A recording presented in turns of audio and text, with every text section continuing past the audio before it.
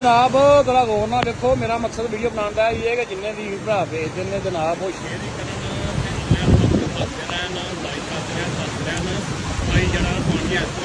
News का नहीं है। काफ़ी सारे हालात खराब ने, अपने वीरों को यही दसना चाहते हैं कि हालात ने अपने आप काफ़ी सारे खराब।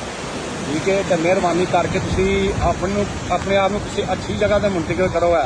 अच्छा करो, पानी काफ़ी आ रहा है, कोई बंदा है ना कहे कि फेक न्यूज़ है या ये या वो, ठीक है।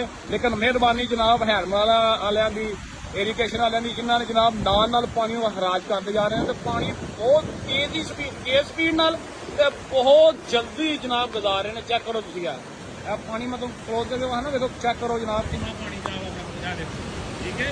लिहाजा तुसी जनाब अपने आप को अपने दोस्तों अपने रिश्तेदारों को दसते रहो और ये बार बार कहते रहोगे अपनी किसी जगह से अच्छी जगह से अपने आप को महफूज रखना है।